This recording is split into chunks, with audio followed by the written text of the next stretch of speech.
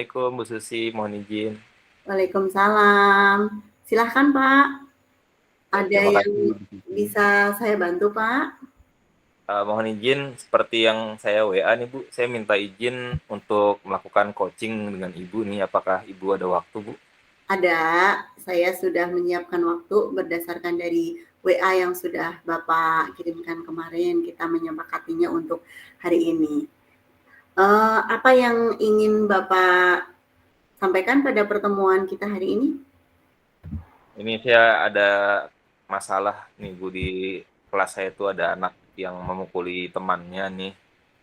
Cuma kalau biasanya saya melakukan pembinaan itu kan saya panggil orang tuanya. Cuma saya dapat info orang tuanya ini KDRT sekali gitu. Jadi saya takut nanti anak malah kalau orang tuanya tahu ya dipukuli ya. Karena yang saya dengar itu kalau mukul itu bisa beresiko membahayakan ya, bisa cacat, bisa kematian dan tidak menyelesaikan persoalan gitu Bu. Makanya saya akan minta pendapat Ibu. Baik, eee, fokus dari tujuan kita pada hari ini apa Pak? Nah nanti ya saya ingin meminta pendapat aja sih Bu. Kira-kira bagusnya itu bagaimana nih cara saya melakukan pembinaan kepada anak ini gitu. Apakah orang tuanya dipanggil dengan resiko tadi ya, atau diberikan kesempatan pembinaan tanpa menghadirkan orang tua dulu. Setelah kalau anak mengulangi baru orang tua akan dipanggil gitu.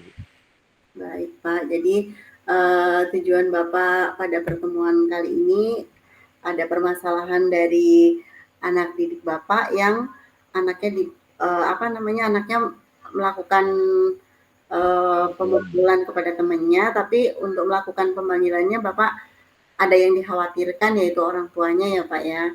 Jadi Bapak di sini ingin memanggil memanggil siswa tersebut atau memberikan kesempatan seperti itu ya Pak ya. Ya Kemudian benar.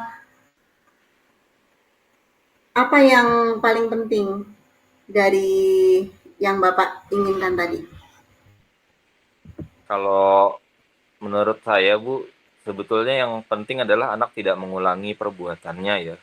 Jadi kalau cara kan jangan sampai malah menimbulkan masalah baru, tapi anak tetap saja mengulangi gitu, berarti tidak efektif gitu Bu.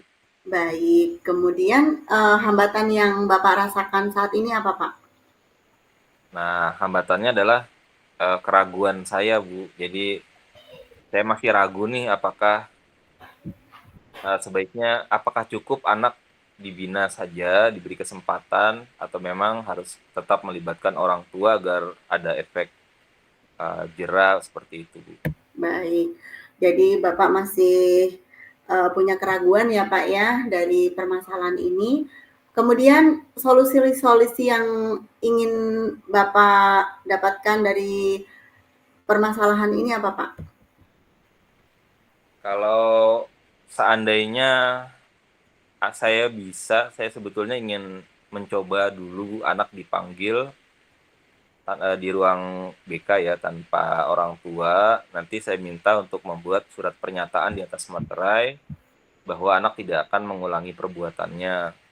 Kemudian di situ juga saya berikan arahan ya, kalau memukuli teman itu melanggar aturan dan termasuk pelanggaran berat, bisa membuat dicabut tunjangan KJP-nya, yang berarti akan menyusahkan orang tua, anak akan kehilangan kesempatan untuk dibiayai pemerintah sampai dengan kuliah. Jadi saya akan mencoba membangun kesadaran anak bahwa memukuli teman itu sangat merugikan dirinya, gitu. Di samping merugikan teman-temannya dan juga akan merugikan keluarganya secara tidak langsung. Kalau itu uh, berhasil, saya pikir tidak perlu lagi untuk memanggil orang tua, Bu, karena tujuannya sudah tercapai.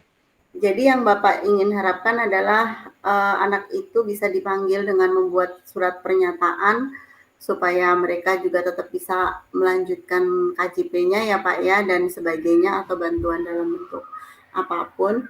Kemudian dari yang sudah Bapak dapatkan solusi ini, adakah konsekuensi dari setiap solusi yang sudah dipertimbangkan Bapak?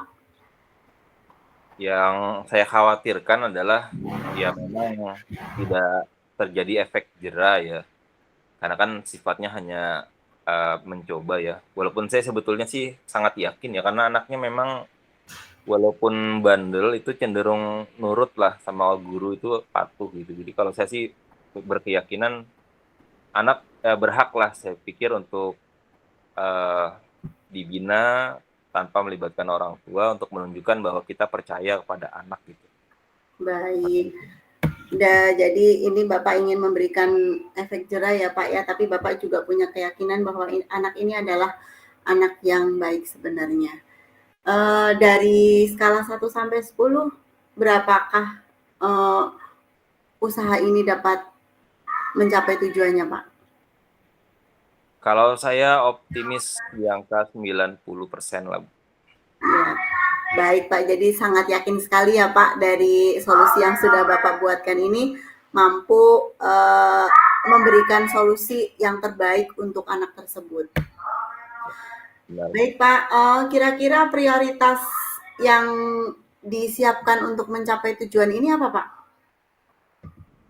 Kalau prioritasnya adalah jelas bahwa anak akan, saya bantu untuk menyadari bahwa perilaku tindak kekerasan apapun bentuknya itu tidak benar ya. Ya, Artinya benar dan salah dulu, kemudian ada konsekuensi dari melakukan tindak kekerasan seperti itu, baik terhadap dirinya maupun orang lain. Nah, kemudian baru untuk menguatkan setelah saya anggap anak sudah terbangun kesadarannya, ya untuk lebih menguatkan saya akan minta anak untuk, menuliskannya hitam di atas putih ya, di atas materai sebagai, komitmen bahwa dia berjanji tidak akan mengulangi lagi perbuatannya, begitu. baik. Jadi itu tadi sudah termasuk dari strategi yang Bapak buat untuk mencapai tujuan ya Pak, dengan membuat surat pernyataan itu merupakan strategi yang sudah Bapak buat agar tujuan dari yang diharapkan oleh Bapak itu bisa tercapai. Kemudian ukuran sukses dari rancangan aksi yang Bapak buat itu apa Pak?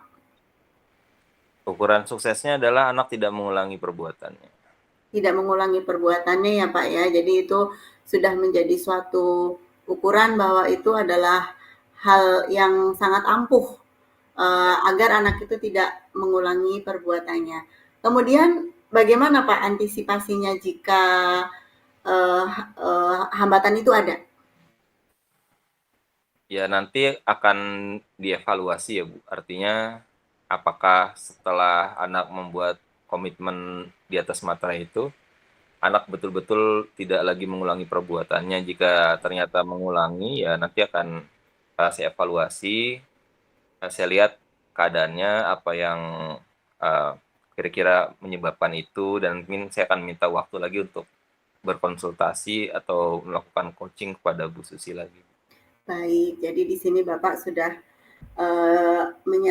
memberikan kesadaran kepada anak tersebut untuk tidak mengulangi lagi. Kemudian Bapak juga akan meminta anak tersebut untuk membuat pernyataan, dan jika hambatan itu ada, Bapak akan mengevaluasi tentang solusi yang sudah Bapak buat tadi ya Pak ya. Benar. Kemudian apa yang Bapak inginkan kesimpulan dari sesi coaching ini Pak?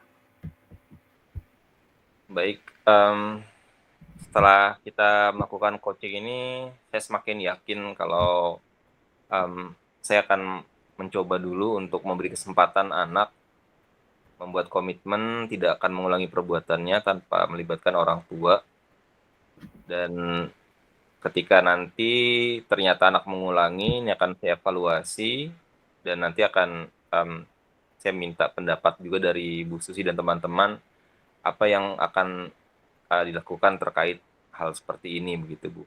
Baik. Kemudian komitmen yang akan Bapak jalankan terhadap rencana ini apa Pak? Komitmen saya adalah saya siap bertanggung jawab atas apapun hasilnya, dalam artian ketika nanti ada ketidakpuasan dari, teman-temannya atau orang tua yang lain, artinya kok orang tuanya tidak dipanggil padahal melakukan tindak kekerasan, ini merupakan keputusan saya sebagai pemimpin pembelajaran bahwa setiap kasus itu keadaannya berbeda-beda ya, artinya kita tidak memukul rata dan tujuannya bukanlah menghukum ya. Jadi tujuan dari pembinaan seperti ini adalah agar membentuk kesadaran bahwa agar tercipta suasana positif di kelas gitu. Jadi artinya ketika ada komplain dari orang tua korban, itu nanti akan atau dari teman-teman atau siapapun yang tidak puas, saya berkomitmen akan bertanggung jawab. Ketiga nanti akan menjadi tanggung jawab saya untuk berupaya menjelaskan ya bahwa seperti inilah tujuannya gitu. Jadi artinya tidak berarti kita memukul ratakan setiap masalah yang ada. Saya akan sampaikan juga keadaannya bahwa keadaannya itu seperti ini yang KDRT tadi itu saya jelaskan juga.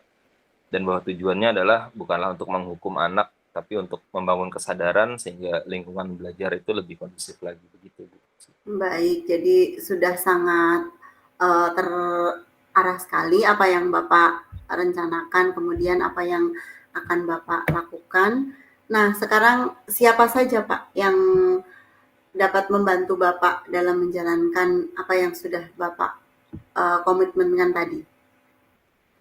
Saya mungkin nanti akan minta bantuan dari Pak Ponimin ya selaku Waka Bidang Kesiswaan untuk membantu saya membuat redaksi surat pernyataan tidak akan mengulanginya ya. Artinya mungkin menurut saya beliau lebih tahulah kira-kira bagaimana nih kata-kata yang kira-kira pas gitu kan. Seperti itu Bu, saya harapkan ya tidak perlulah melibatkan terlalu banyak orang karena sifatnya internal ya. Ketika nanti ada kesulitan baru mungkin akan saya buka di forum untuk meminta umpan balik dari yang lain. Tapi sementara saya hanya akan melibatkan Bu Susi selaku kepala sekolah dan Pak Ponimin selaku wakil bidang kesiswaan. Seperti itu Bu. Baik Pak, jadi nanti kita bisa berkoordinasi dengan Pak Ponimin ya Pak untuk membuatkan redaksi surat pernyataan. Kapan Pak kita akan mengadakan tindak lanjut ini? Besok Bu, insya Allah besok jam 1 lah setelah anak selesai pembelajaran. Nanti akan saya panggil anaknya di ruang BK ya, di samping ruang TU. Kemudian di sana juga untuk menandatangani surat pernyataannya itu. Baik Pak, jadi di sini Bapak sudah sangat bagus sekali dalam menyampaikan apa yang Bapak harapkan dari permasalahan yang ada di kelas Bapak, bahwa Bapak yakin akan bisa membuat komitmen kepada anak tersebut dan Bapak siap bertanggung jawab apapun hasilnya dari pertemuan yang akan kita lakukan nanti, dan Bapak tentunya juga akan membentuk kesadaran kepada anak yang sudah melakukan pemukulan terhadap temannya itu. Kemudian Bapak juga akan melibatkan wakil kesiswaan dalam membuat redaksi surat pernyataan tersebut, dan kita akan melaksanakannya besok ya Pak ya setelah pulang sekolah. Ya, ada lagi Pak yang ingin Bapak sampaikan? Cukup Bu Susi, sudah sangat jelas sekali. Ya, baik, terima kasih Pak. Baik, saya mohon pamit Bu Susi, saya akan kembali ke kelas ya. Ya, baik Pak, terima kasih. Silahkan kembali ke kelas.